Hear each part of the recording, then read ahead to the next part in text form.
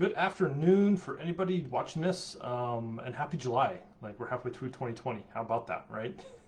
After the year we've had.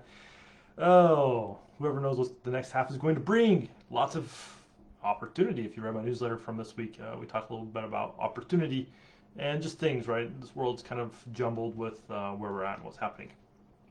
Um, so, looking at what I want to talk about this week,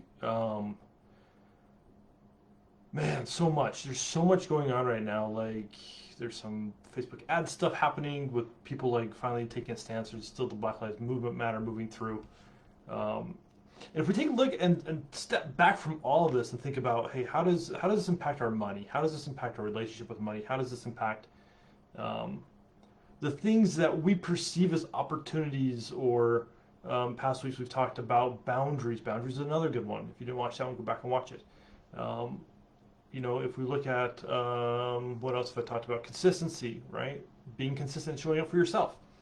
Also, um, what else have we talked about? Sorry, I'm looking over here because I have a board, right, of like a content schedule, what I want to go through. And if you don't have one, it'd be a good, smart move, like for your business.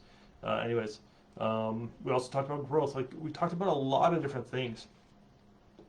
And I started thinking, right, when we look at leadership in the United States, and whatever country you live in, like if you watch this later, you're in a different country, like look at the leadership that you have in your country.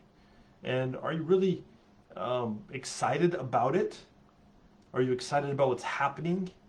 Are you excited about really how you're leading your own life? Or if you're in charge of a team, are you the leader you want to be?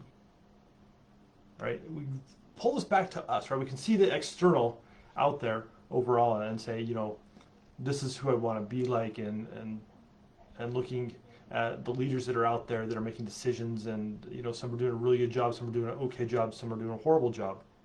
And it's just like being like, hey, who do I want to model this after, right? There's tons of books on leadership. But what I want you to do is like reflect back on yourself, like leadership for yourself, right? Who's really in charge?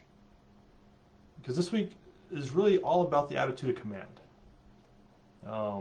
I hear a lot of people complaining about the current state of affairs in the United States and why it sucks right now, and there's some good movement happening for good change that's coming. There's also a lot of old ways that are really being pushed upon, and the question is, are we going to change with them, or are we going to get run over by them?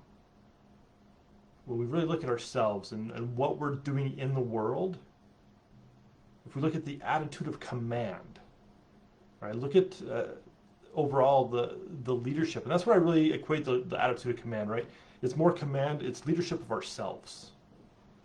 The external leadership is going to be what it is. We can align with it or not align with it, that's up to you.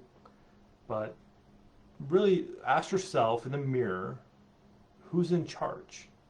Now, there's lots of people who could be in charge, right? And that's what I want to kind of capture this thought in just the next few minutes, right? Money can be one of them. Is money in charge? Do you make your decisions based upon whether there's money coming in or going out, right? Then money becomes kind of the general of your army.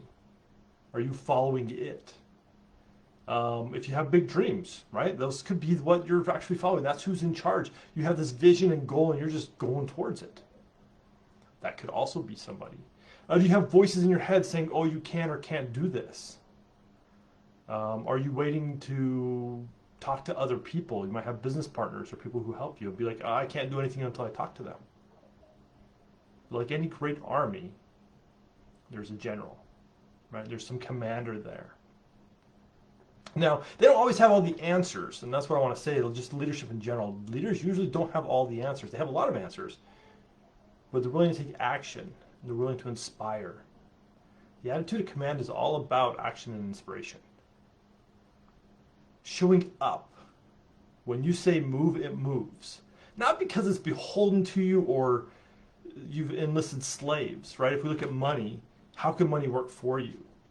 How can you leverage it so that you can find opportunities and you can find more growth into what you're looking for?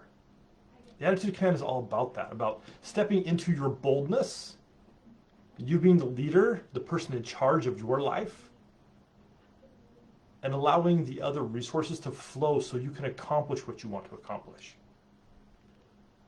So, I want to leave with you again. Ask yourself, who's in charge? And if it's not you, what do you want to do about it? Until next time, see ya. Bye.